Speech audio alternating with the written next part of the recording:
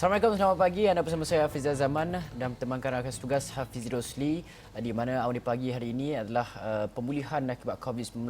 Ini merupakan peringkat terpenting dalam usaha kita pastikan negara dapat bangkit lebih hebat daripada sebelumnya, dan ia tuntut kita sesuaikan diri dengan kelaziman baharu dalam apa jua keadaan sekalipun, dan fasa ini juga buka peluang kepada pelbagai sektor untuk memulakan semula operasi. Dan ini termasuk melakukan inovasi sebagai sebahagian daripada penyelesaian masalah akibat COVID-19. Kami di Astro Awani bawakan segmen realiti rakyat pemulihan yang memberi tumpuan kepada usaha pelbagai lapisan masyarakat menepani cabaran COVID-19.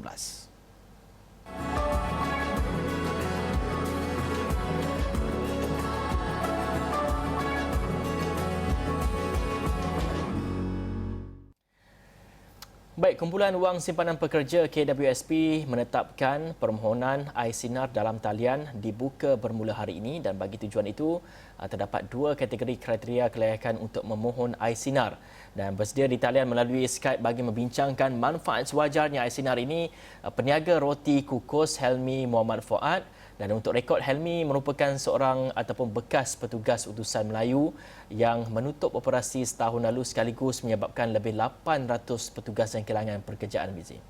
Ya, dan kita juga mahu tahu bagaimana sewajarnya wang bantuan ini digunakan pencarum dan juga ahli KWSP. Apa yang boleh kita lakukan, apa yang perlu kita elakkan. Dan untuk itu, Abu Ayubul Ansar atau lebih dikenali sebagai Abang Abu, mekanik wang, sudah bersedia memberikan tips nasihat keuangan kepada kita semua. Abang Abu ialah pengasas dan ketua pegawai eksekutif Now Asia International yang berpangkalan di Singapura.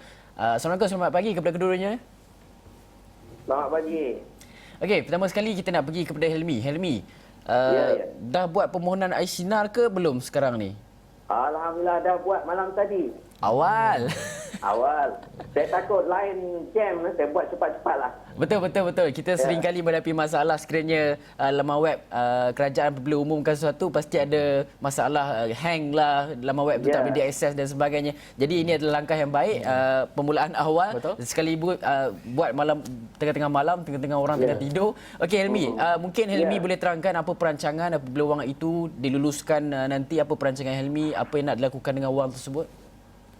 Ya, Hafizi ya, dua-dua sama, lebih kurang sama. Bismillahirrahmanirrahim. Alhamdulillah malam tadi saya dah buat permohonan air sinar. Kita harapkan 4 Januari nanti akan dapat keputusanlah bagaimana kan. Jadi ikut perancangan awal saya dengan ada sedikit wang duit simpanan KWSP ni, saya ingin membeli beberapa kelengkapan lah untuk perniagaan roti kukus kaya Kuala Kangsar saya, yang saya dah baru saja mula 2 bulan lepas saya berhenti kerja. Actually selepas saya VSS Islam Melayu tu saya bekerja selama setahun lebih lah sebagai editor di wilayahku dengan Kementerian Wilayah Persekutuan, tapi selepas perubahan kerajaan baru saya menamatkan kontrak lebih awal.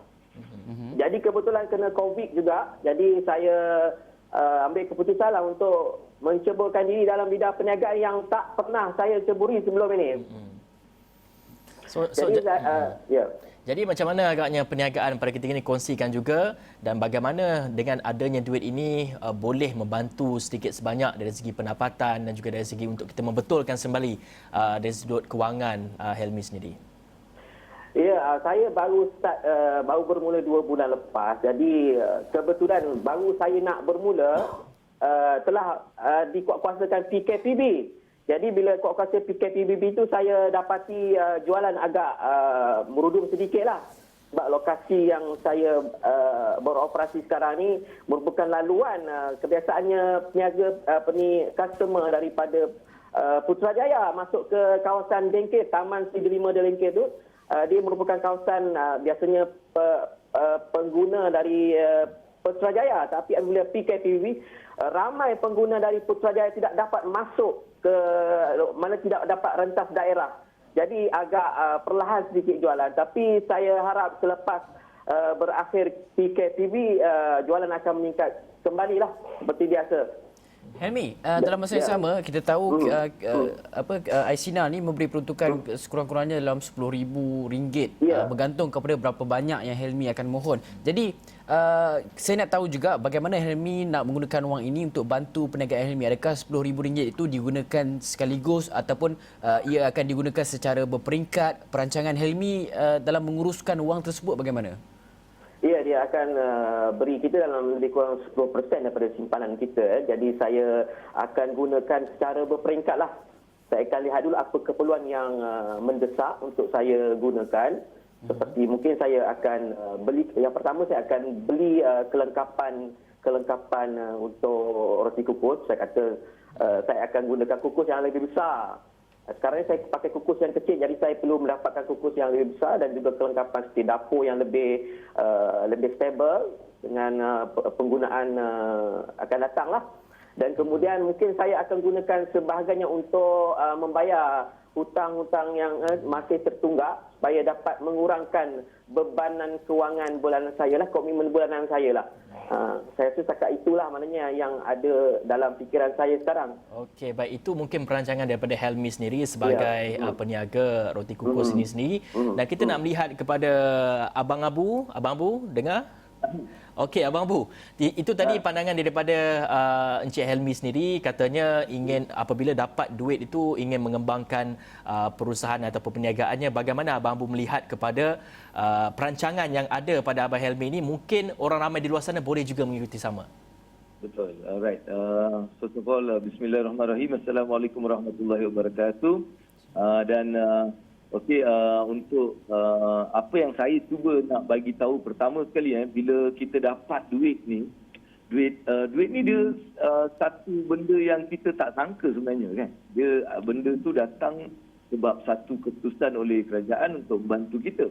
Tapi pada saya permulaannya lepas tu baru kita bincang benda tu. Pada saya kita anggap benda tu macam apa akan kita buat kalau benda tu kita tak dapat. Saya selalu fikir macam tu. Saya bukan nak bagi apa-apa tip dulu, tapi ini pasal diri saya sendiri. Saya kalau dapat peluang macam ni, saya akan anggap seolah-olah saya tak dapat. Apa yang saya akan buat bila saya tak dapat duit tu? Saya masih akan teruskan apa yang perlu saya buat dan sebagainya. Dan bila duit ni datang, saya akan ketepikan dulu. Saya tak akan gunakan duit ni. Alright, kenapa saya cakap macam tu? Sebab selalunya bila kita ada duit simpanan, cara kita buat, cara kita fikir, cara kita melakukan sesuatu, dia sangat berlainan. Kita ada satu semangat baru tu dalam kita buat sesuatu.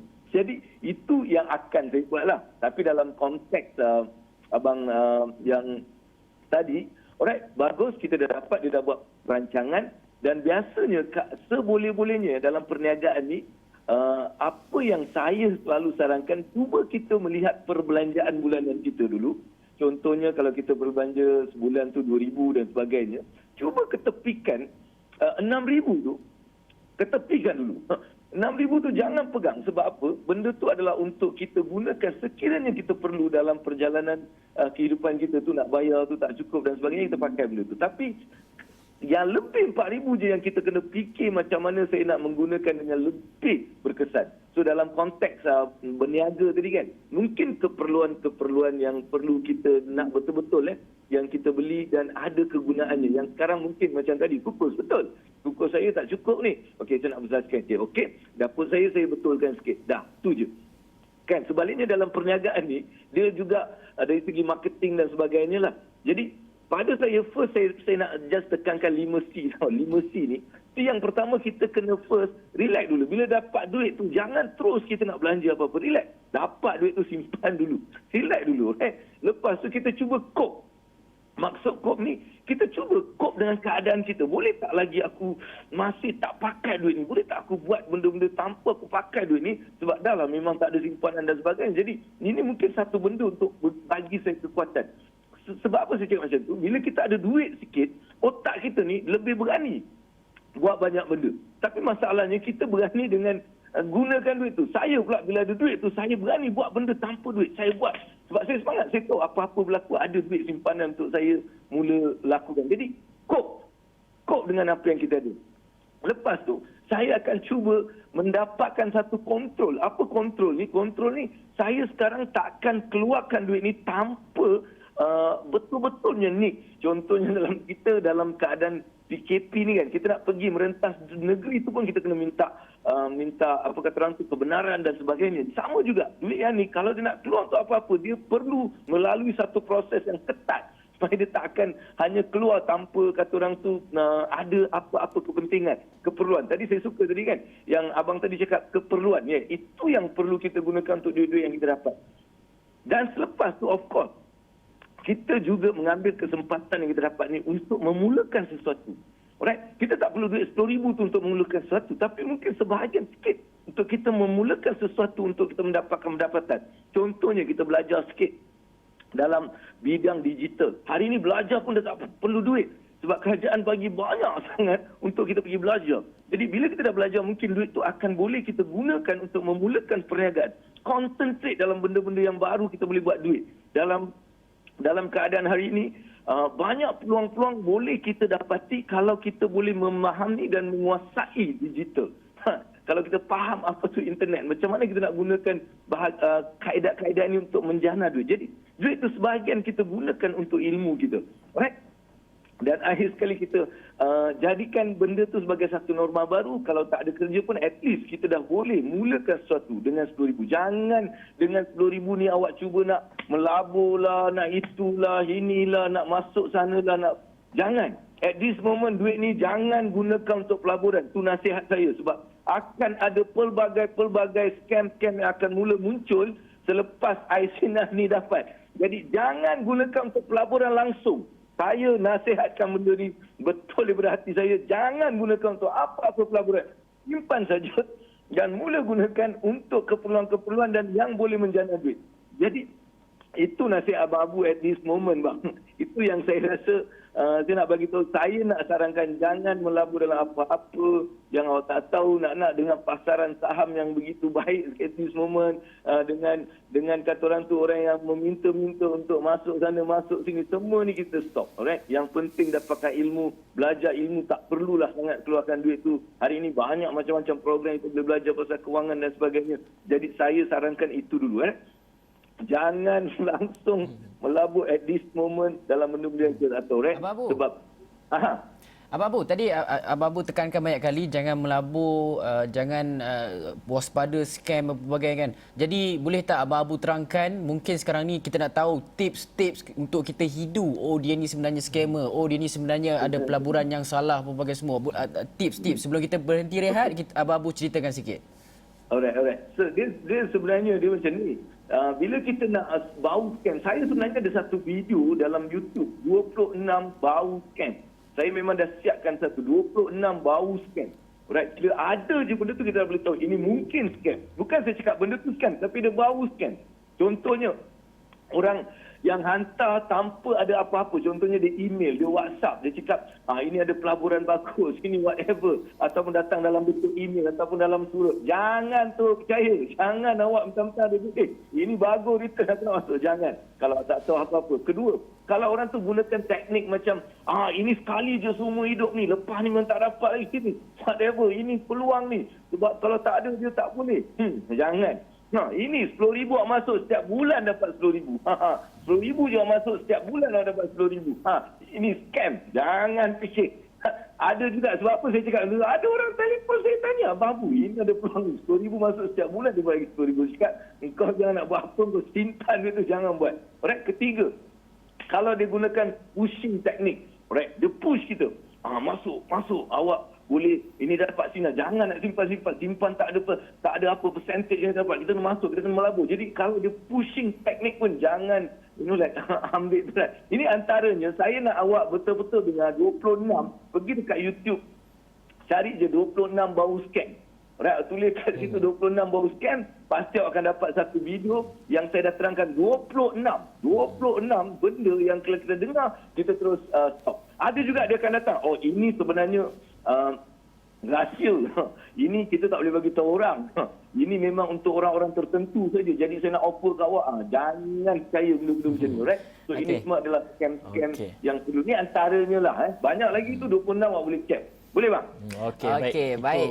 Itu antara apa penegasan daripada Abang Abu, jangan masuk pelaburan pada ketika ini, tapi kita juga ingin melihat sama ada boleh ataupun tidak kita melabur dengan ASB. Tapi mungkin selepas ini Abang Abu akan ceritakan dengan kita. Kita akan berehat dulu seketika, kita kembali selepas ini.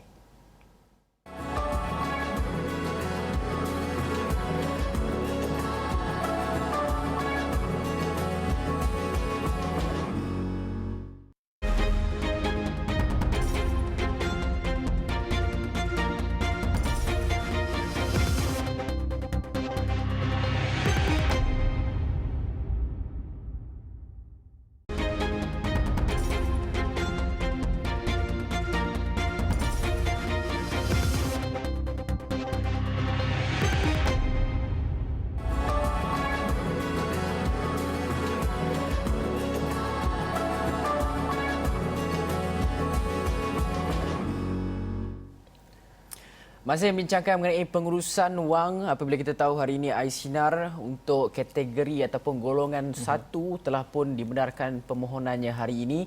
Jadi kita bersama dengan dua orang tetamu istimewa untuk kita bincang bagaimana nak uruskan kewangan dan bagaimana kita nak memastikan bahawa ia cukup tampung kita ketika mana era pandemik COVID-19. Jadi saya nak pergi kepada Helmi terlebih dahulu. Helmi, seorang peniaga roti kukus. Jadi selepas mendapat boleh dikatakan dalam jumlah yang banyak, apa lagi perancangan-perancangan Helmi untuk uruskan kewangan itu? Tadi Helmi dah terangkan, tapi saya nak pergi kepada adakah pandangan Helmi ia mencukupi untuk memastikan bahawa perniagaan Helmi dapat bertahan dalam tempoh era pandemik ini? Ya, bagi saya dengan jumlah yang dipohon tu, saya rasa buat masa ini mencukupi untuk saya membeli ataupun membuat persediaan bagi membolehkan perniagaan saya lebih stable lah. Sebab saya bermula dengan simpanan yang paling minimum, iaitu RM500 untuk memulakan perniagaan ini. Helmi, kalau kita sekarang ni kita tak tahu sama ada vaksin COVID-19 itu akan tiba ataupun tak. Katanya akan tiba pada Februari. Tapi sementara kita nak cukupkan populasi 70% rakyat Malaysia mendapat vaksin itu mengambil masa yang boleh katakan setahun. Jadi kalau pengurusan keuangan tidak diuruskan dengan baik, kalau kata berlaku lagi peningkatan kes jangkitan COVID-19 ini membuatkan PKPB, fikir kena fikir juga. Jadi Helmi rasakan macam mana? Adakah Helmi akan membahagikan wang itu mengikut bulan-bulan diperlukan, dan kalau kata perniagaan terpaksa ditutup dan sebagainya, adakah wang ini akan dapat membantu mencukupkan apa yang tidak cukup nanti? Ya, sebab tu perlu, kerana Abang Abu cakap tadi, jangan terlibat dengan apa-apa pelaburan yang untuk scam ni. Yang pentingnya saya akan pastikan saya akan buat simpanan sedikit daripada wang yang akan bakal diperoleh itu nanti. Saya akan simpan sebahagian daripada wang tu untuk persediaan sembarang berlakunya kecemasan, perkara-perkara yang di luar dugaan lah pada masa akan datang. Baik Helmi. Tadi Abang Abu dah bercakap kalau ketika ini kita kena elakkan dari segi kita melabur dengan institusi ataupun dengan badan-badan yang tertentu dan sebagainya. Dan untuk Helmi sendiri, kita juga melihat kepada pelaburan diri sendiri. Sebagai contohnya, dengan duit yang ada ni mungkin Helmi akan menyertai kursus ataupun mungkin akan pergi ke kelas untuk online dan sebagainya untuk mempelajari bagaimana untuk mengembangkan lagi bisnes ni. Bagaimana Helmi? Ya, setakat ni saya akan mencuba untuk menghadiri kursus-kursus yang di bawah skim penjana ni yang diberikan secara percuma. Dan bagaimanapun ada juga kursus-kursus yang saya lihat, kalau kita lihat banyak kursus yang sebenarnya ditawarkan dengan kos yang begitu minimum, bawah pada RM100, yang boleh kita hadiri untuk meningkatkan kemahiran, kefahaman, selok-belok tentang perniagaan ataupun peluang-peluang baru. Dan dalam masa yang sama juga saya ingin sebutkan di sini, saya tak boleh bergantung pada satu sumber pendapatan. Mungkin setakat ini roti kukus kaya setakat ni yang dalam jangka masa pendek. Tapi saya akan gunakan sebagai ada wang tu untuk kita diversify, untuk kita mencari apa lagi bentuk perniagaan yang boleh memberikan pulangan, yang boleh kita menampung kehidupan kita dalam masa yang terdekat ini, dan juga sedikit demi sedikit kita boleh menstabilkan keadaan kewangan kita. dalam tempoh 2-3 tahun akan datang sehinggalah pandemik COVID ini pulih, insya-Allah.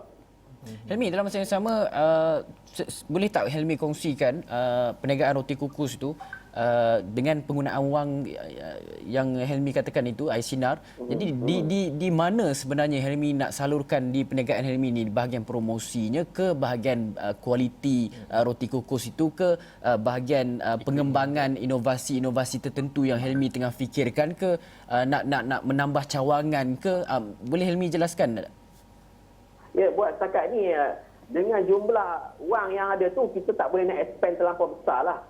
Cuma expand untuk satu gerai yang boleh kita katakan gerai yang sederhana. Kita pakai payung pun 8x8 saja, 8x8 meter. Jadi maknanya kelengkapan yang macam saya cakap tadi, kelengkapan asas yang perlu di-upgrade, dipertingkatkan lagi supaya nampak lebih kemas dan sebagainya. Dan di samping itu mungkin membolehkan saya buat sedikit promosi lah melalui online, melalui Facebook dan sebagainya, yang macam kita nak boost suatu apa yang kita nak promosikan, memerlukan sedikit kewangan lah. Mungkin dalam seminggu kita perlukan dalam RM20, RM50 sebagainya. Itu boleh membantu juga. Dan saya nampak memang saya mengucapkan terima kasih kepada pihak KWSP dan juga kerajaan kerana telah memberikan kebenaran untuk peniaga-peniaga kecil macam saya ni untuk mengeluarkan wang kami, sebab kami ni saya rasa kami agak segan lah kalau nak minta kepada pusat zakat dan sebagainya, sebab kami rasa sebelum kami adalah pembayar zakat, tiba-tiba sudah jadi asnaf. Jadi apa salahnya kami kan gunakan dulu wang yang kami ada ni sebelum kami meminta kepada badan-badan atau agensi-agensi yang lain.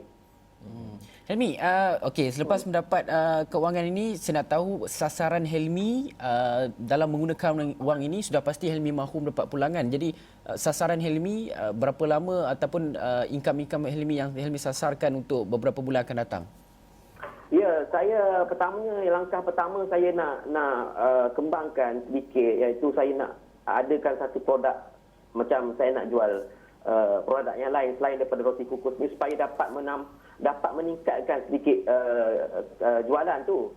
Saya boleh kalau dalam satu hari kita boleh mencapai jualan RM500 pun sudah amat bersyukur. Sekarang ni dalam jualan agak rendah sedikit bila ada PKPB ni. Jadi pendapatan yang ada sekarang adalah sekadar untuk kita meneruskan kehidupan. Kalau untuk kita bayar hutang, komitmen yang lain itu belum mampu lagi. Dan bernasib baik kerana ada moratorium tu. Jadi kita ada lebih masa untuk buat perancangan. Jadi dengan kita buat perancangan untuk meningkatkan jualan tu, at least yang seperti saya cakap tadi, insya-Allah lah dapat menampung keperluan-keperluan dan juga komitmen yang akan datang, insya-Allah. Okey, baik. Apa yang diceritakan oleh Helmi ini sedikit adalah mengenai sektor perniagaan yang dilakukan oleh Helmi. Namun kita juga ingin melihat kepada bagi seseorang individu itu sendiri, bagi seorang ahli KWSP yang ingin mengeluarkan Aisinar ini, dan difahamkan dua kategori tadi kita dah bercerita tu.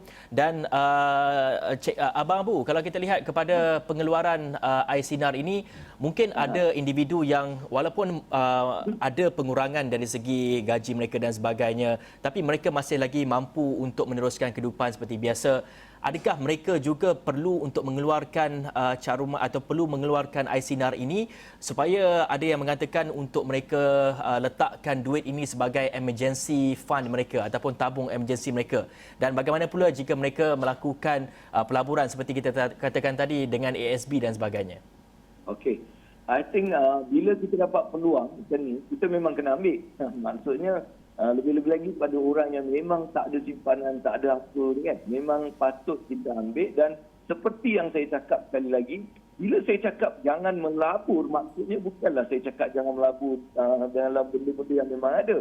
Tetapi jangan melabur dalam benda-benda yang scam. Satu. Kedua, tadi saya pun cakap datang belajar dan sebagainya. Tapi ingat, jangan pula sebab kita dapat RM10,000, kita pun ambil RM10,000, konon-konon nak belajar. Jangan buat benda tu. Sebab tu penjana, kerajaan menerusi penjana, dia mengadakan pelbagai program secara percuma atau minima saja. Jadi ambil peluang-peluang ni, pergi belajar dan menuntut. Itu yang saya maksudkan. Tapi macam mana nak gunakan RM10,000 ni? Dia macam main bola. Dia macam main bola. bila kita main bola, kita perlu main dengan ada goalkeeper, ada defender, midfield dan striker. Jadi, apa kata kita cuba lihat macam mana pelaburan kita ataupun duit yang kita ada, kita boleh laburkan secara macam tu. Contohnya, bagi yang tak ada simpanan, perlu ada simpanan, iaitu goalkeeper. Kalau tak ada goalkeeper, kita tak boleh main bola. Main pun sangat berbahaya. Jadi, ambil sebahagian untuk kita simpan sebagai satu apa kata orang tu, simpanan kalau ada kecemasan. Mungkin beberapa peratus daripada apa yang kita dapat itu kita simpan dulu.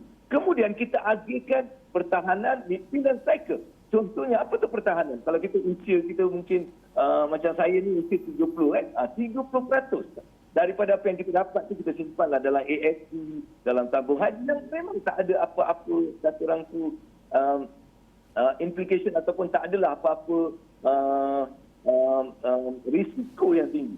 Lepas tu yang lagi sebahagian kita mula gunakan untuk perkara-perkara yang mungkin lebih berjangka masa panjang sikit. Macam tu. Dan akhirnya sebahagian kecil tu. Lagi satu bahagian iaitu striker. Kita gunakan contohnya 10,000 tu mungkin 3,000 tu kita gunakan untuk kita mulakan ataupun buat sesuatu untuk perniagaan kita. Itu pun dengan cara yang betul-betul kita faham perniagaan setelah kita hadiri banyak program-program dan sebagainya, kita dapat some idea dan kita gunakan 3,000 je. Jangan ambil 10,000. 3,000 tu kita gunakan dan kita gandakan, kita grow from there. Kalau tengok abang tadi kan, dia dapat 500. Dia start dengan 500. Maksudnya orang boleh start dengan 500. Satu. Tapi bila dia cakap dia nak buat bisnes lain dan bisnes lain, saya kurang setuju at this moment. Pada sekarang ni, dia kena tumpukan pada macam mana dia nak kembangkan fokus dia. Contohnya, dengan membeli tadi, apa lagi yang kita boleh buat? Contohnya, daripada saya buat bisnes lain, saya boleh mengajar orang buat kukus ni. Ada tak saya boleh buat satu kelas mengajar kukus? Siapa nak belajar buat kukus ni, boleh datang belajar dengan saya. Kat situ kita boleh adakan satu sumber pendapatan.